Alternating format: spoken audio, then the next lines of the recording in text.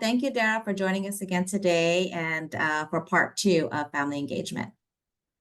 Yay, thank you. Thank you everyone for being here. Want to acknowledge that you are probably very busy, have a lot to do, looking forward to the weekend. So I do appreciate you showing up this morning because there's always more work to be done. So thank you for being here. Today we're going to just continue where we left off last time, talking about family engagement and engaging families specifically after COVID. Even before COVID, it's not easy. We have to be very strategic on how on what we do. But then after COVID, we have to be even more strategic on how we are engaging families. So just to reiterate a little bit of what Catherine said, please be present this morning. Get everything that you need in order to be present. Maybe a snack or something to drink, another cup of coffee or tea or chai, note-taking stuff, and do whatever you need to do to center yourself. Or grab another object that you need to feel grounded. Here's our agreements, just kind of trying to make sure we have a safe emotional space to talk about what we're going to be talking about today. Anytime we talk about families, it's important that we make sure the space is safe. And I'm just going to invite all of us, me included, to take 5 deep breaths because we all were doing something before we got here. And even though we're on Zoom, we had to shift in order to get here. So I want to invite you to take 5 deep breaths or 5 breaths, however you like to take them, and then we'll go ahead and start.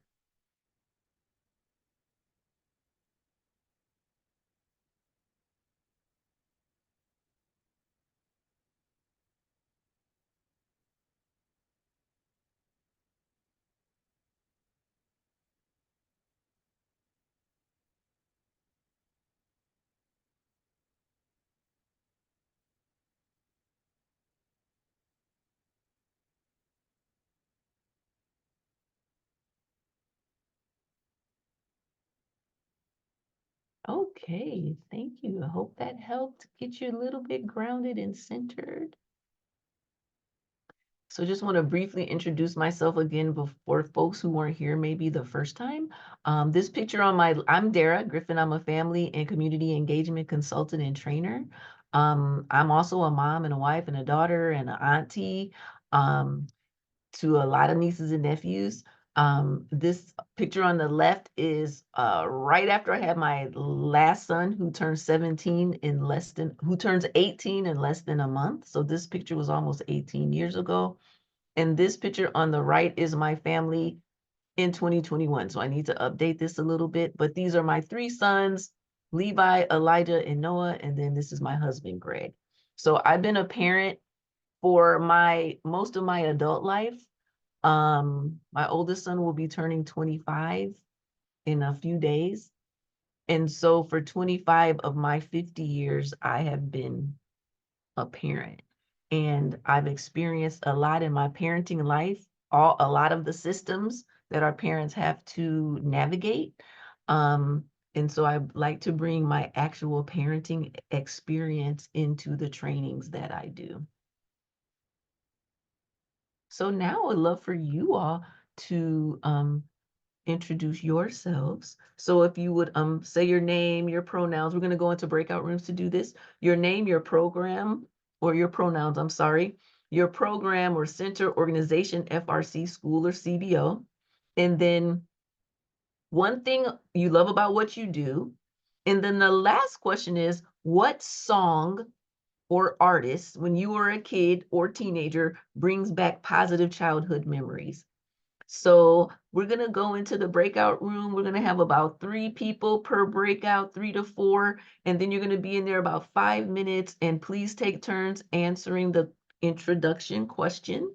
So your name and pronouns, where you work, one thing you love about what you do, and what's a song or artist when you think back to when you were a kid or a teenager brings back positive childhood memories. Catherine, could you open the rooms now for 5 minutes? Perfect. Welcome back. Welcome back. A couple of more folks All right. Thank Like you for we're coming back. Thanks, welcome Catherine. back. Can I hear some like songs or some artists that you guys talked about? Like, anyone want to share who you were listening to when you were a kid or a teenager? You could put it in the chat if you like. Madonna. Oh, yes. Yeah. That's some 80s folks there, maybe, huh? Yeah, Madonna. Anyone else? Selena. Yeah. I like the Carpenters. They have like a good documentary about her. Bob Marley and Fiji. Yes. Like my son is really into Bob Marley now because we went and saw the movie about his life. So now he plays his songs all the time. Salida Lindo, Mariachi. I'm gonna have to check them out. See, I'm getting new, and I'll be adding these people to my Spotify playlist. All right, let's continue. So for those of you who were here last time or who weren't here last time, I'm just going to show this little kind of review of what we did last time we were here, and just kind of talk through it. So when we were here last time, we did connection before content. We talked about a lot about the state that parents are in right now. If you were here in the first session, if you'd like to unmute or put into the chat something that impacted you or something that you thought a little bit about after you left during the training, please feel free to open your mic or put that in the chat. But I thought we had a nice kind of robust discussion about what's going on with our parents and the things that we need to do to bring them in. Anyone want to share?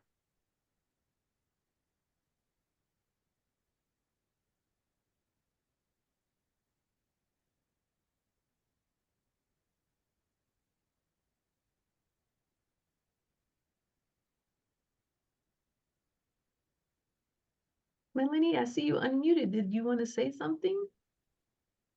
Oh, I didn't realize that. That's okay. That's okay.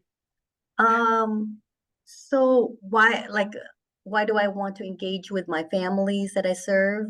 I would say it, like I was mentioning earlier in our breakout group, it's really a satisfying feeling when you see the journey, the process from when they first come in and you know, being alongside this family and you know, things coming to light in a way that can support the child. So maybe things that hadn't been thought of before are now coming to light, and really seeing the journey of the parent from maybe the denial to maybe more acceptance, and then seeing the child's being plugged into services, whether it's school district, early start, therapy, and then also working on the parent-child dyad.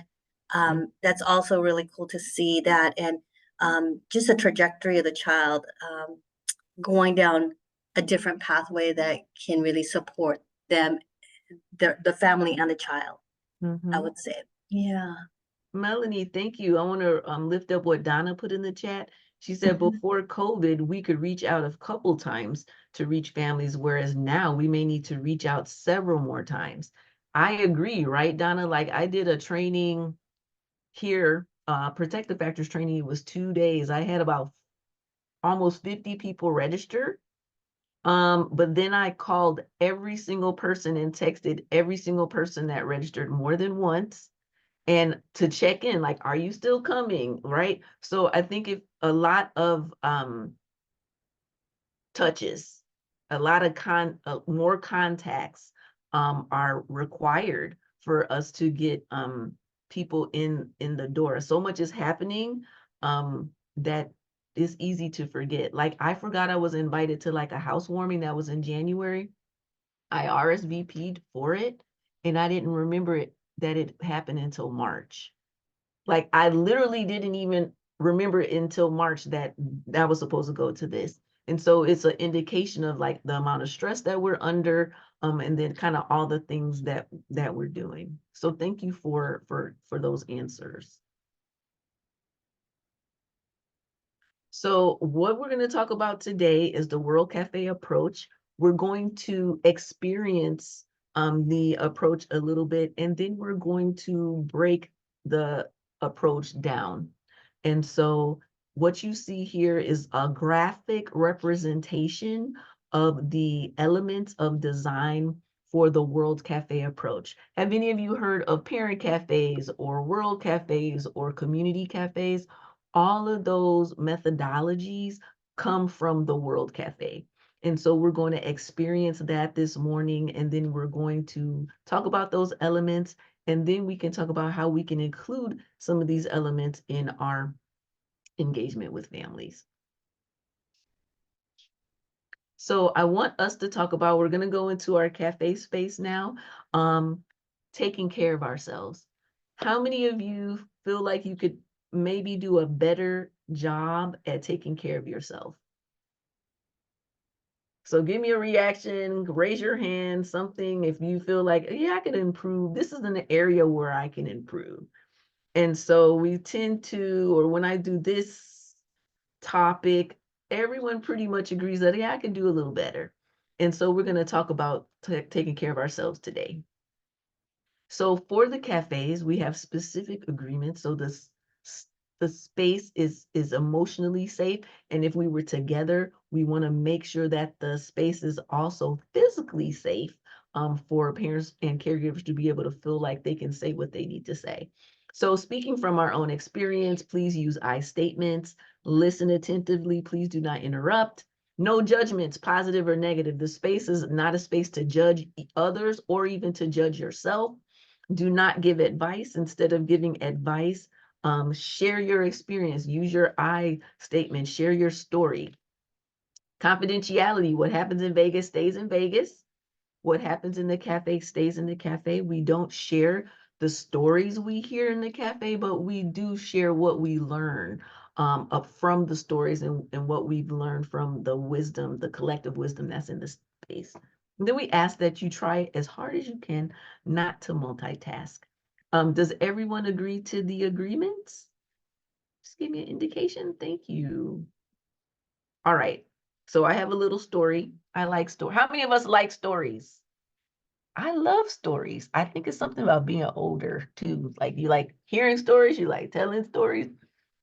So my mom, her name is Priscilla. My mom was always in charge of making the yeast rolls for every occasion, for every holiday, and even special occasions. How many of you have a dish that for special holidays, you expect a certain dish to be there? Like it has to be there. And if it's not there, you're devastated. You're like, oh my God, it's not like, why didn't this, what happened, right? So this is kind of one of the dishes that people in my family expect, that there's going to be homemade bread, not store bread, right? Or those rolls that you unthaw. No, that's unacceptable on these special occasions. So my mother, who is Priscilla, she was always in charge of making these rolls. And so I learned.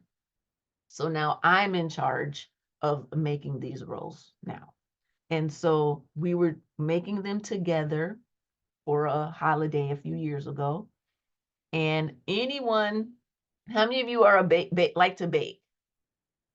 Okay. How many of you like to eat? Right? Okay. So we're making the rolls. These are the ingredients for the rolls. My mom asked me, did you include the salt? And I said, oh, I don't know. Bakers, we're supposed to have all the ingredients out, ready. But, you know, when you're like in a hurry and doing, first of all, it's not good to be in a hurry when you're cooking because you forget things. But then I was just kind of scooping and going like that. So I didn't remember if I had put the salt in, but I said yes. Now, if you notice here, look how much flour there is and all these other ingredients, and there's only a little bit of salt. So we continued. If you bake with yeast, you know when your dough rises, that's a victory. You're like, okay, we're good. We're good. So the dough rolls. I'm like, yes. We rolled it out, put it in the oven, cut it into the beautiful little circles or whatever, put it in the oven. It smelled good. It looked good. And we tasted it, and I forgot the salt. So all of that work. So I couldn't take those rolls. We had to make another batch. We had to repurpose that bread for like dressing or stuffing. So the reason why I'm telling this story is for taking care of yourself and taking care of the families that we're working with. There's ingredients that families need to have a really healthy family, a healthy, robust, safe, strong family. 5 or 6 cups of sugar and only about a teaspoon of salt is all I needed. But that 1 teaspoon, forgetting it, kind of ruined that whole batch. So the protective factors, the Strengthening Families 5 protective factors are like ingredients to a healthy family. We need all 5 of these ingredients in order for our families to be healthy and strong. And so we have parental resilience. How strong and flexible am I as a parent? Am I handling my stress well? That's the first one. Do I have any friends? Do I have support? Do I have a village? Do I know people who can help me with my kids and help me be the best parent or caregiver that I want to be and the best person? Do I have any people asking for help? How bad does it have to be before I ask for help? And how does that contribute to my stress level? So my ability to ask for help and to know where resources are really important for all families. Knowledge of parenting and child development. This is about, do I know my role as a parent? Do I feel effective in my role? And what are my kids supposed to be doing when they're 5, when they're 2, when they're 13? And how do I help guide them through their ages and stages? And then having very reasonable expectations, right, for those ages and stages. And then social and emotional competence, that's about our kids having the words to express how they feel and knowing how to act. That's how my parents would say. They would say, act like you know how to act. So it's teaching our children how to be in public and and in private, but also how to express their feelings. So according to the Strengthening Families folks who have done a lot of research and gathered much evidence in this area, if we have these 5 protective factors happening robustly in our lives, parents are strong, families are strong, and children are safe. So today we're going to focus on 3 of them, though. We're going to focus on the parental resilience. We're going to focus on social connections, or parents having a network, a village of friends and supporters. And then we're going to talk about concrete support in times of need. So before we talk in a large group, we're going to start off in a small group, and we're going to have a one-on-one. So here's what we're going to talk about in the one-on-one. After I explain this activity, you're going to go into a breakout room with one other person for about 5.5 minutes, and you're going to talk about this question. So who are you? That's really not philosophical. It's really your name, and then who's in your family. Don't talk a lot about that. If you have a large family, shorten it. And then here's where I want you to focus.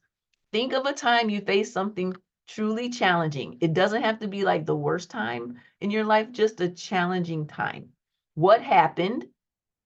What did you do? What did you learn? And what did you learn about yourself? So when you go into the breakout room, there's going to be a speaker and a listener. The speaker is going to say or answer all of these questions in 2.5 minutes.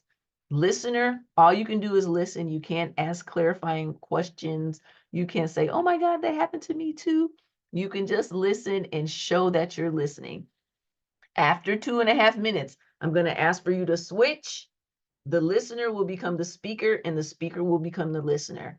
And then after that 2.5 minutes, you will come back into the large room. Does everyone understand what we are about to do? So Catherine is going to put these questions in the chat. She's already done that. There's going to be a speaker and a listener. We're going to give you a little cushion time to figure all that out once you get into the breakout room. And then you'll come back and you'll talk about and we'll debrief what you talked about in the room. Remember, speakers only speaking, listeners only listening, and then we'll switch. And we'll give you an indication about when you should switch, but you could also use your phone to take time. Welcome back, folks. Thank you so much for speaking with each other. I'm going to start sharing my screen again. Okay, so now we're going to harvest. In Café Speak, we use words like host and harvest instead of like facilitate and debrief. And we'll talk a little bit about that at the end. So without telling your partner's story, what'd you learn about your partner? Without telling their story, what'd you learn? You can put that in the chat or you can unmute and let me know out loud.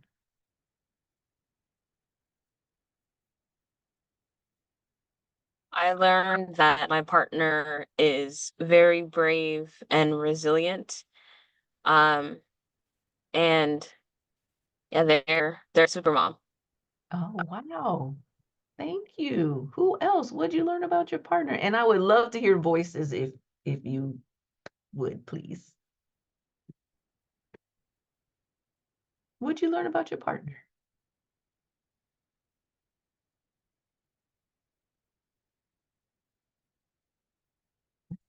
Partner is a great advocate and empowered, that she looked for support when she needed it the most. Awesome. It was too short. My partner is an observer and asks questions in new culture, country, situation. Partner is great advocate and empowered. Thank you so much for that. Now, what did you learn about yourself, or what did you realize about yourself while you were retelling your story? What'd you realize?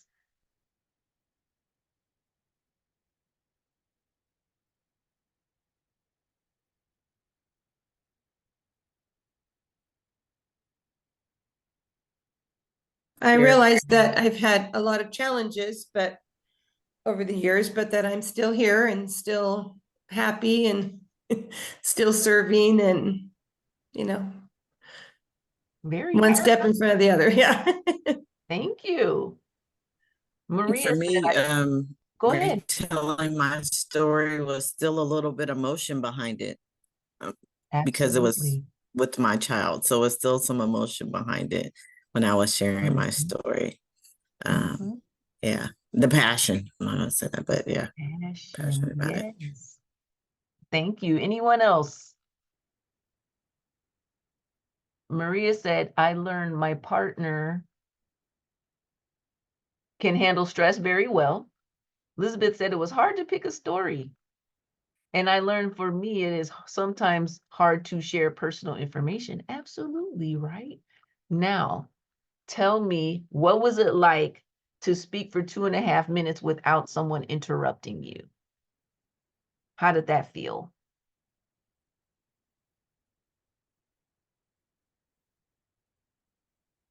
To speak for 2.5 minutes uninterrupted, or to listen for 2.5 minutes. How did that feel? Elizabeth said it felt like a therapy session. Is that good or bad, Elizabeth? Let us know. All right. Who else? It was easy. Okay. All right. Anyone else? It was good for me. Okay. So this is, go ahead. Go ahead. It did feel good. 'Cause when, like when you're talking and you're going back and forth, the interruption, it's like, will I ever get to tell my part of my story? So just having that space to just go through and just get it off your chest, it feels, yeah. Thank you for saying that. So what happens a lot of times is we hijack each other's stories, right? So we'll be talking about something and some people like always got a one up, like, oh my God, that happened to me too. And it was worse. You know what I mean? So then you feel like, well, I have to listen to that because your situation was worse. And now you don't even get back to my story. And and it's just like, oh, I give up, right?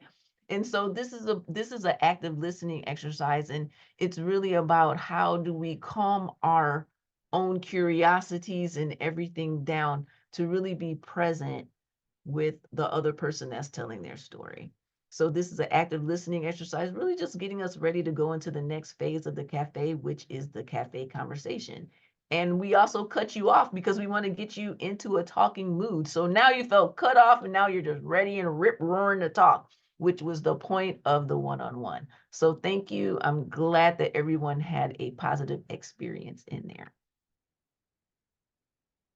So today we're again talking about taking care of yourself, and that's going to equal in terms of the protective factors, us being resilient, how we're remaining strong and flexible for ourselves and our families and the folks that we support, making friends, having social connections, who is our village, whether we have children or not, or they're young or old or whatever. We need other people in our lives.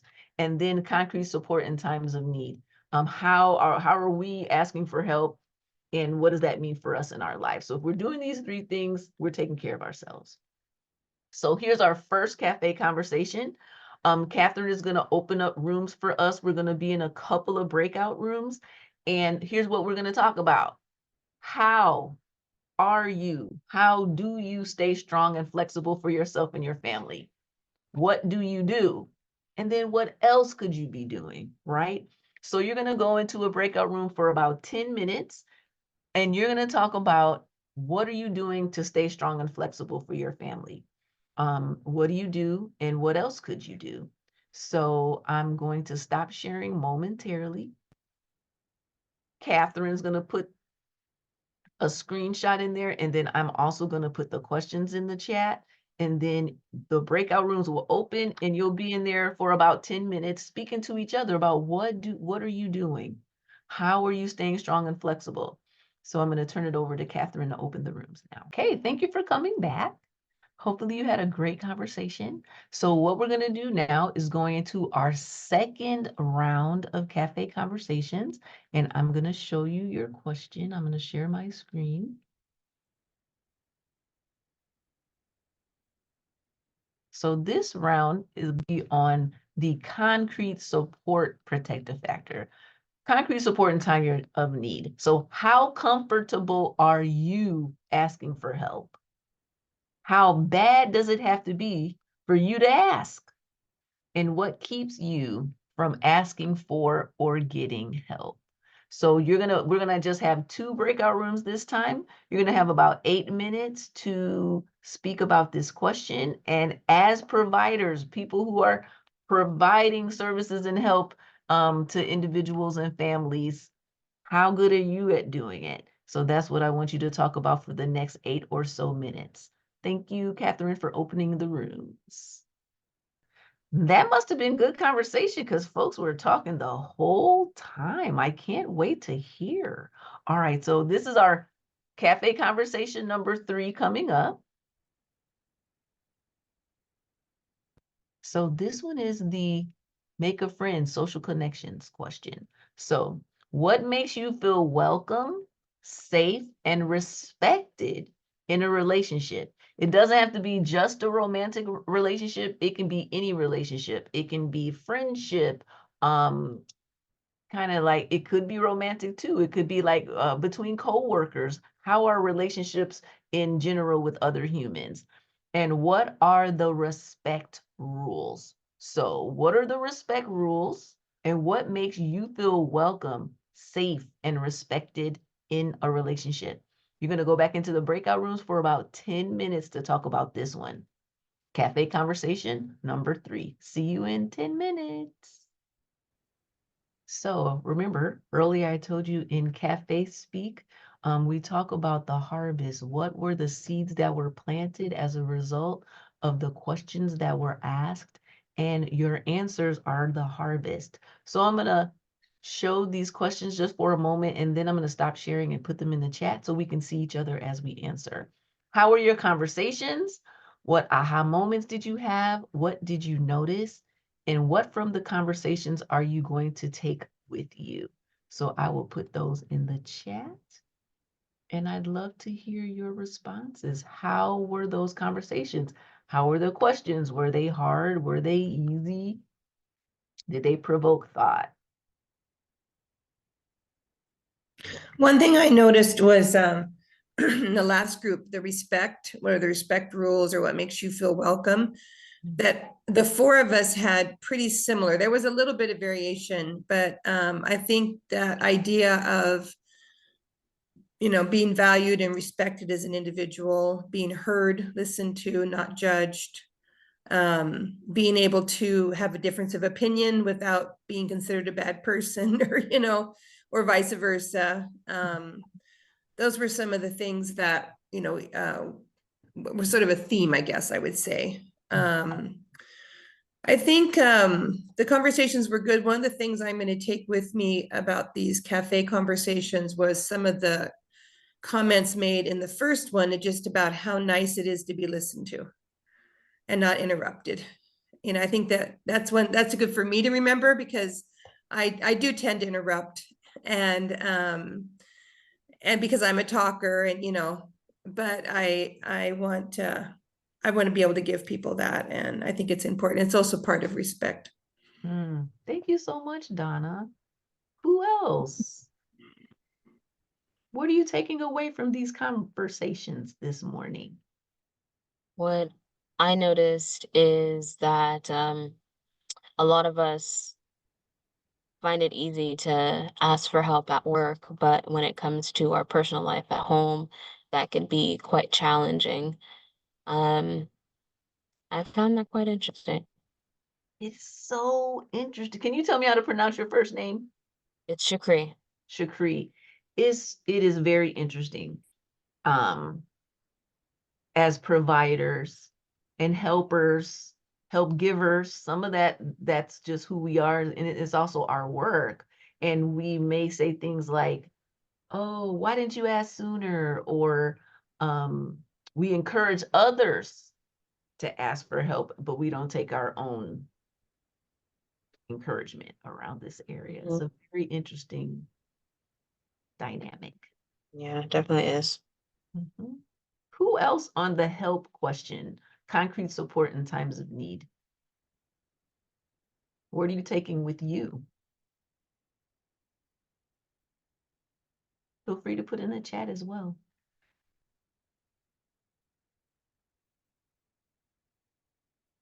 So I want to acknowledge one of the dynamics that happens with the cafe is it's much easier for people to speak in small groups than it is for them to speak in larger groups. So I know that you all were talking because we can see the mics in the breakout space, but it is a little bit more different to speak in the large group. So if you would like to, please go ahead and put that in the chat. What are you taking away from these conversations? And that last question around, or that first question around the resilience, the second question around asking for help, and the third question on what are the respect rules in relationships?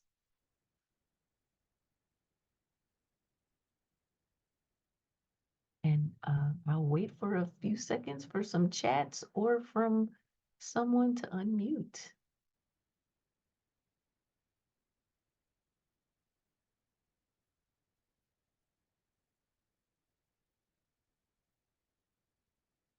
All right, so I'll keep going. So one of the last parts of the cafe is for you, someone at some point today is going to ask you maybe what you did today.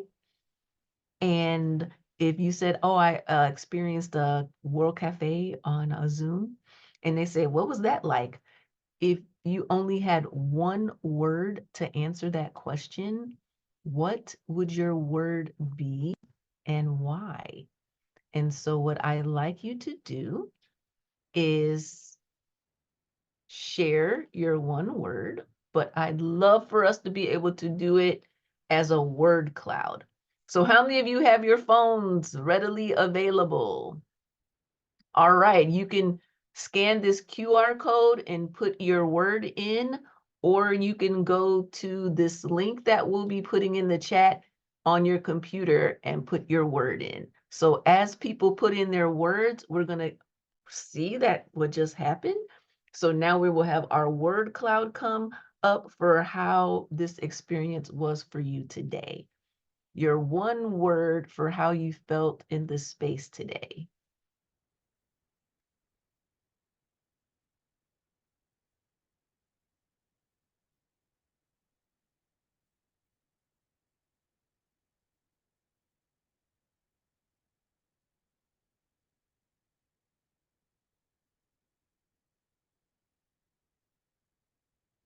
Great. Anyone else? Chill, comfortable, empowering, refreshing, inspired, safe, listened to. And if you want to share another word, go ahead. It's supposed to be one, but okay. And I want to share what was in the chat. The conversation prompted self-reflection.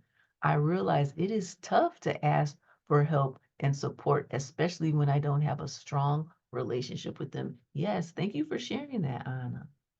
And I'm going to add a word someone put in the chat so we can get into our word cloud.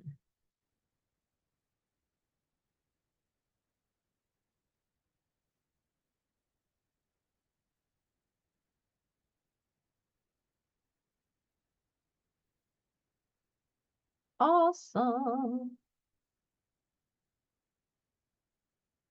Okay.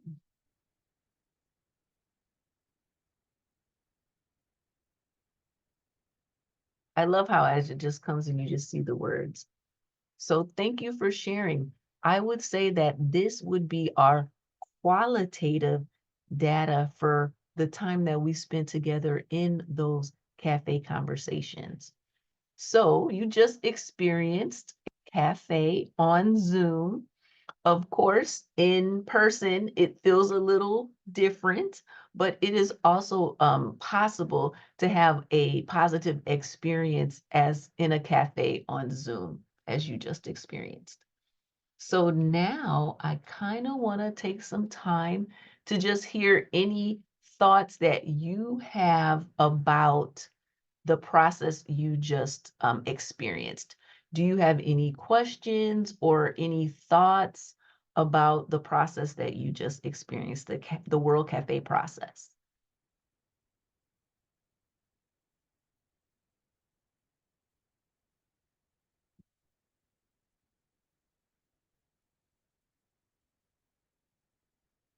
Any questions or comments?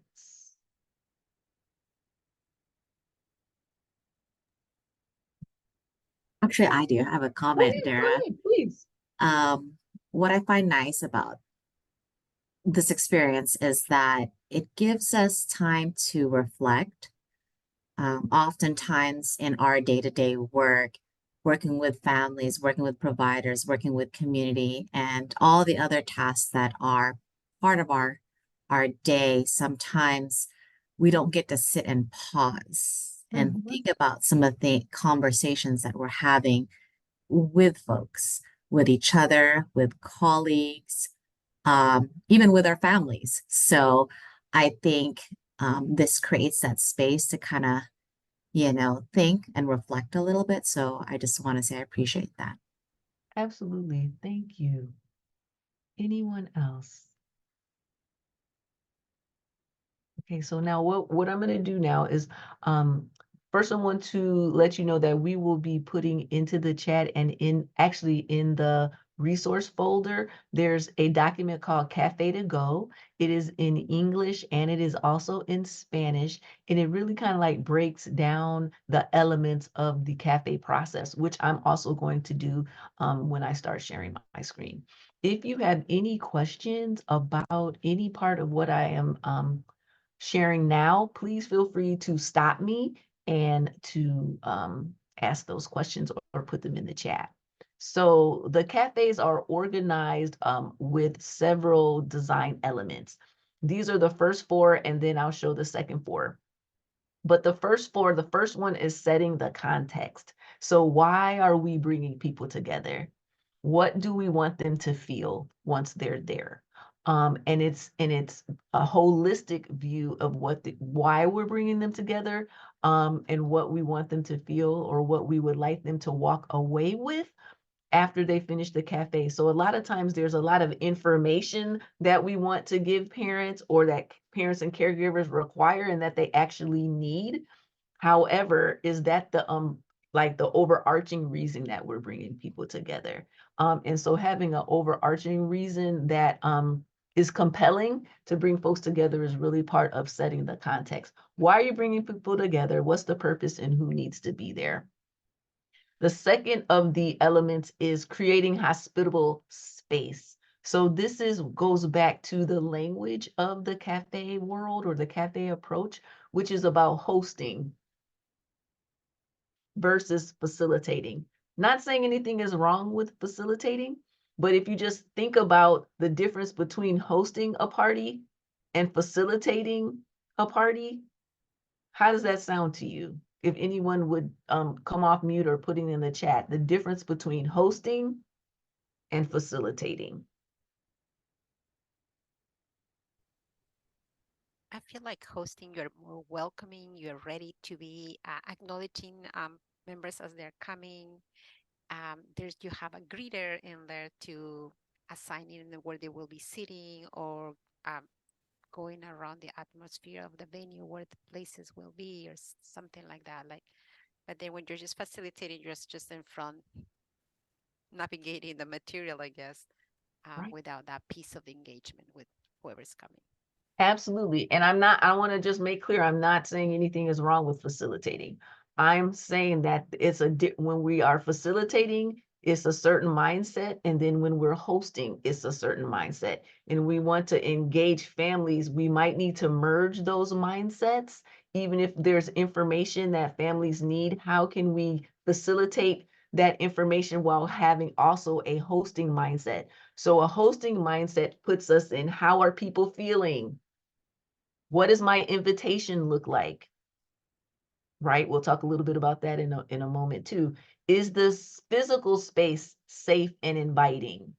Does it smell good? Is it clean? These are like very basic questions, but they're all part of hosting. So when we host a party at our home, or a dinner party, or a birthday party, we make sure our home is clean. We make sure we have really good food. We make sure we have drinks. We make sure sometimes we have things for kids to do. We make sure there's activities, right? So when we're hosting things with parents, even though it might be an information session or something, are we thinking about that as a facilitator or with more of a host mindset? Questions, exploring questions that matter. So what are the compelling questions that will attract energy? So what are the questions that we can be asking parents and caregivers that they will answer, and we can get more information? Is it a more reflective question? Do we ask questions about their families, what they want, what they like, their dreams and hopes? So many of our questions can center around the protective factors framework. And then the last on this page is encourage everyone's contribution. So in cafe space, usually when we're together, or even if we're on Zoom, sometimes the breakout rooms are hosted. So that's to make sure that each person has the opportunity to speak or contribute, but not just contributing by listening. So on Zoom, you can contribute by speaking in the chat, by typing in the chat. In person in a World Cafe, you can also contribute by drawing. Usually there's large paper on the table, so people can doodle or draw or create their own personal parking lots. So is there a way to make sure when we're hosting events and gatherings and trainings, is there a way to make sure that everyone has the opportunity to speak or to contribute in some way? Are our conversations with parents and caregivers one way, or are they two-way? So are we designing our gatherings in such a way that parents have a chance to talk to us and not just us relaying information to them. And then last but not least, are all the ideas and perspective welcome? We can say that they are, but how do we show it? And then how do we ensure that all perspectives and ideas are welcome? Any questions before I keep going? The second of the 4 elements is here, connecting diverse perspectives. So this happened in our cafe today, because we had different breakout rooms and people were able to meet different people and hear from different folks that are on the call. So that was an opportunity for people to cross-pollinate ideas and perspectives. And then are there opportunities for people to build, or participants to build, new relationships? And this doesn't have to just be in cafe space. How do we use some of these elements in our own gatherings and events to create space for building relationships or deepening the relationships that are already present? Listening together for patterns and insights. We had several comments about how it felt to be listened to, how it felt to be able to share without judgment. Is that happening? So that's part of the elements for the cafe.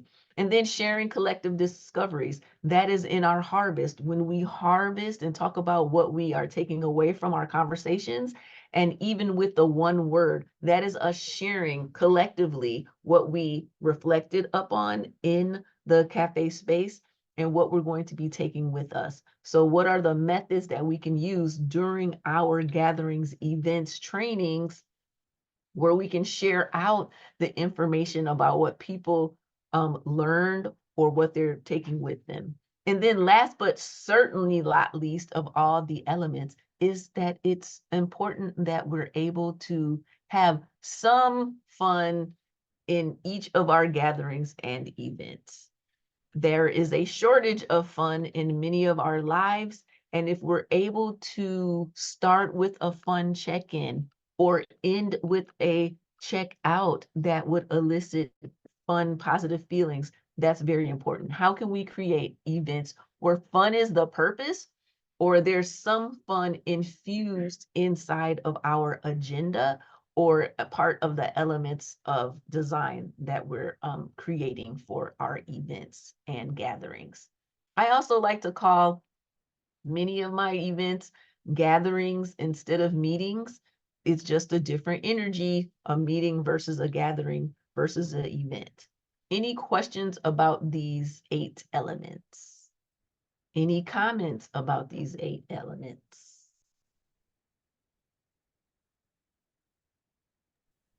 I appreciate that you bring up that piece of as you are presenting this, thinking up on the many events that we get together with our families. I'm thinking we're working with families, and yes, we do try to have a raffle here and there, but I think if we can make it a little bit more fun, a little bit more engaging, maybe arranging the environment to be more welcoming too. So I'm reflecting on all these pieces and how can I start implementing things for the future. Appreciate that. Thank you, Anna. Anyone else?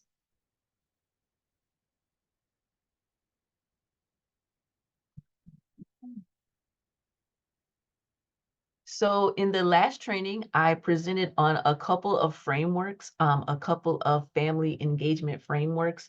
I have kind of my citations at the bottom. So we talked about Karen Mapp's dual capacity framework for K through 12. We talked a little bit about the strengthening families. And then we talked about the Head Start family engagement framework. So I just took the takeaways from those frameworks and put them on these 2 columns. So basically they're saying that in order for family engagement to be robust and to be sustainable, these are the things that need to be included. So it has to be respectful. It has to be caring. In the last training, we also talked about the trust gap. How do we make sure or ensure that there is no trust gap? And what are we doing in our relationships and our engagement to close trust gaps that may be present? We have to have a partnership orientation. We're not just doing things for parents, we're doing things with parents and caregivers. It must be positive. It can't always be about discipline. It can't always be about kind of negative kind of connotations or topics that we want to address with families. It must be equitable, ensure there's diverse ideas and perspectives, must be culturally and linguistically responsive. So who is showing up? Who is at our centers, CBOs at our schools, and how do we need to present information to the many different perspectives of people who are there? It must have systemic inclusion. It must be included in all the areas, not just one specific areas. Parents as equal partners in development, learning. How do we infuse learning where it doesn't feel like learning all the time? How do we infuse the principles of adult learning in our family engagement gatherings and events? Can it be wellness focused, positive goal-oriented relationships, and can it be coordinated? And we're going to talk a little bit about what coordinated means in a moment. So speaking of coordinated, many of our family engagement activities may feel like random acts of involvement. So a random act of involvement are one-time actions or activities that are often disconnected to a specific purpose taken to involve families. So that means at the beginning of the school year, we have a big celebration and everyone comes. At the middle of the school year, we do another big celebration. And then at the end of the school year, we have some sort of gathering. And all three of those gatherings are not connected. They're random gatherings, bringing people together, which is beautiful, but they're not connected to each other and they're not connecting families to each other, right? So part of the goal for more effective family engagement is to move from random acts of involvement to authentic family and community engagement. This is where families are welcome partners, where they participate in program planning, design, and implementation. So if families are not part of program design, program planning, and implementation, according to these frameworks, they're not authentic family and community engagement. They're actually more family involvement because we're inviting families to come to something that we've already planned and developed without them. So effective and authentic family and community engagement means that parents and caregivers who are involved in our programs are involved from start to finish, from the concept all the way into the execution. So what should we be doing? We're asking parents, what do we need to do? How do we do it? And will you be my equal partner in implementing what we're going to agree to do? According to these frameworks, that is authentic family and community engagement. How many of you remember the book, Don't Sweat the Small Stuff? Does everybody remember that? That might have been out in the early 2000s or maybe the 90s. I don't remember at this point. But there was a book basically telling people, don't sweat the little things. And so I'm going to propose that when we're working with families, we have to sweat the little things. Because sometimes it's the little things that will help us better and more respectfully and authentically engage families in our programs. So we talked about hosting a little bit ago. When you're hosting, how do you invite people to whatever you're hosting? If I could have a couple of out loud answers for this, that would be great. How do you invite family, friends when you are hosting an event?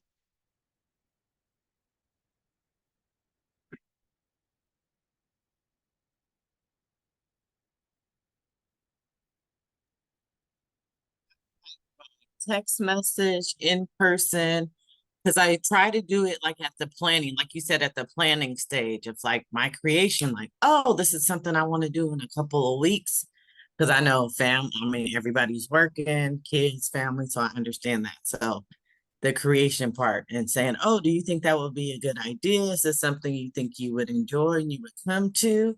So that way I can get some buy-in before I go and create it, right? Because if no one's Right. going to come or they're not available, it's no need for me to do it. So that's what I do. And I'm energetic too. And I'm like, positive, like, oh, this is going to be fun. And we could do something for the kids on the side, or if we're just going to have an adult thing, like, what do you think about it? So giving options as well.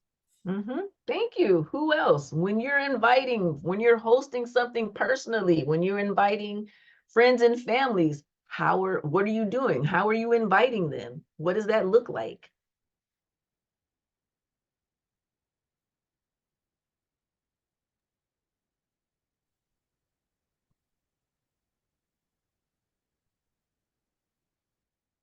I can go. Since we have big sites, I cannot do the generic piece. I do kind of formality. We do send an email with the agendas of the meeting that it will be taking place.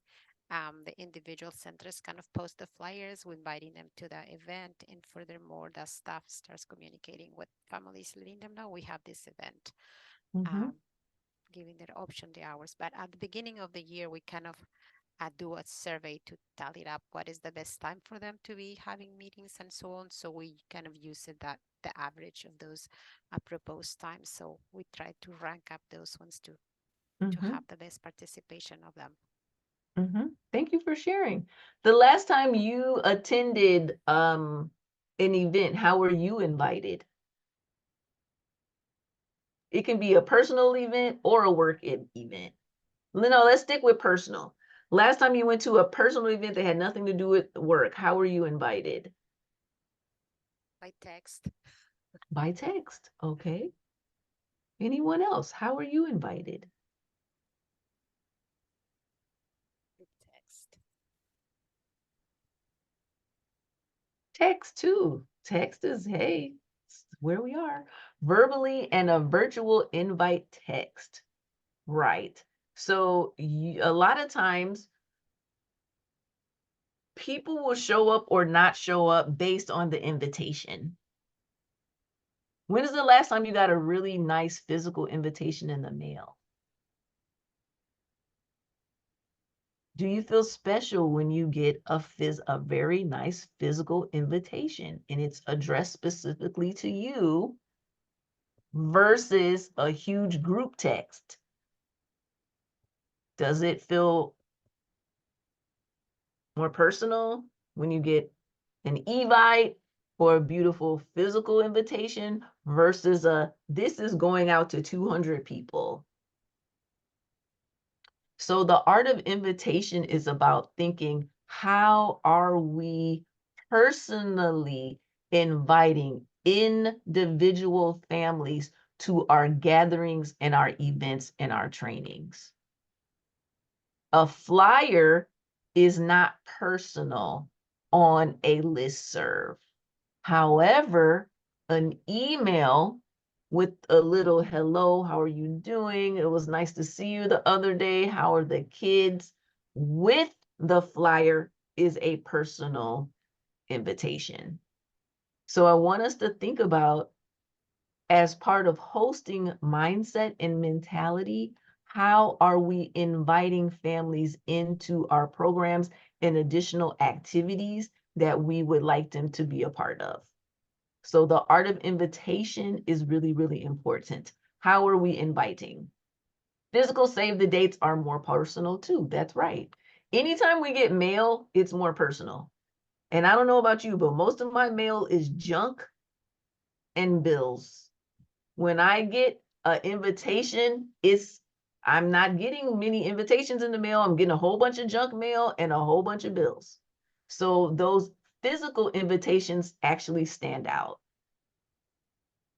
Last time we talked about what's in it for me to forego my regular routine to attend a training, an event, or a gathering. For you, something spoke to you to come to these 2 trainings. It was compelling enough. It was part of what you're interested in and you showed up. It's the same thing for parents and caregivers. How do we articulate and illustrate what's in it for them to attend or be a part of or be engaged? And then again, it's all about relationships.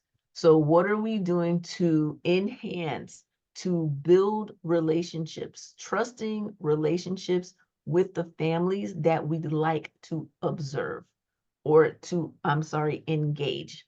How are we starting conversations? How are we sustaining conversations with families? And how are we turning our interactions from transactional interactions into more relational interactions with families? We talked about this a little bit last time, but the conversations that we have, the conversation is the relationship. If we're not having conversations with families, there's no relationship. If it's one way, that's not a conversation. A conversation is 2 ways. So if they're not talking back to us, then there's actually really no relationship that is a quality relationship. So we must be in conversation with families to actually engage them. And then once we're in conversation, that gives us a chance to build the relationship and find out what they need and how are we responsive in our offerings. And what we talk to parents and caregivers about can be, if we like, connected to the protective factors. So here's the protective factors again, and how we connect questions to the protective factors, even without telling families, oh, I'm asking you about your personal protective factors right now. We can just ask questions that elicit responses that give us information about how they're doing as a family or as a parent or as a caregiver. So how are you doing really today? How are your relationships? What do you and your family need to be successful? What's going on with your child that you might have questions about or that you don't understand? And what's going on with your child emotionally and socially? What are you worried about? Parents are, I'm just going to go out on a limb as a parent and say parents are always worried about something. If we ask parents what they're worried about, we're going to get answers. It might be about their children specifically, or it might be about a situation that's impacting them collectively as a family. But if we ask parents about their worries, we will have conversations, no doubt. The quality of them we can talk about, but if we ask that question, we're going to get answers. They're going to tell us what they're worried about. And a lot of times they will share much more because we ask a certain question. So for our checkout, and we're getting close to time, please write down in the chat or open your mic what you will focus on when you plan your next parent or caregiver gathering or event. What will you focus on when you plan? Let me fix my English here. There we go. What will you focus on when planning your next parent/caregiver gathering/event? So please feel free to open your mic or put that in the chat. What will you focus on when planning your next event for parents or with parents and caregivers? Personal invite. Thank you, Lizbeth. Who else?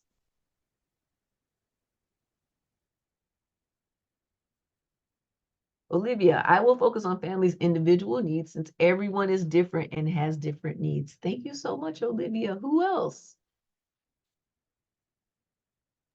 I was going to be sharing also that I will be reviewing my invites to be more meaningful and approachable for our families. And going further, probably invite some parents to come and join me on getting their feedback, and maybe they can help me planning up a better event with their assistance. Awesome. Thank you. Who else? What will you focus on?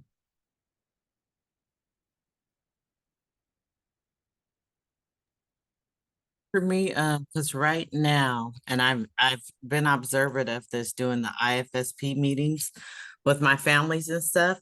The families don't have a voice in these circles, and because there's so many people at the table, right? It's like 5 to 10 people, other people at the table, and then they're sitting there like stone faced, and all they're hearing about is about their kids' behaviors in these classrooms and all this. So I'm gonna make sure, since you did this, I like those 5 protective questions. Make sure they have the personal invite. We are on the thread again, but it's like 12 to 15 people on the thread. So I'm gonna make sure I follow up with them, make sure they have a personal invite from me, make sure they know like the date and time, make sure I'm gonna show up because I'm their early childhood consultant, and then make sure my voice is in there with those questions, like their needs and what they're fearful of, because their little one's transitioning into kindergarten next year. So what does that look like for them, and make sure that's out there and that's being communicated and everybody is hearing that parent. So I'm glad I jumped in this chat today. That's very Thank helpful. you. Thank you. Mhm. Thank you so much. So we are at 12:27. Everyone, thank you so much for your attention this morning. Well, now it's this afternoon. So I have my information here. I'll also put it in the chat. And then I'm going to turn it over to Catherine, and she has a poll question for you all. And thank you so much, and have a wonderful long weekend. Thank you so much, Dara. We really appreciate you being with us today and sharing with us those reflective questions. Thank you all for joining us today. We will be sending out an evaluation. We do, love to hear feedback. It helps us with planning. And if you'd like to learn more information about the cafe approach or family engagement and continue these conversations, let us know. Let us know. And again, we thank you again for your participation, and we hope to see you in another future training. Thank you so much, folks. Have a nice day.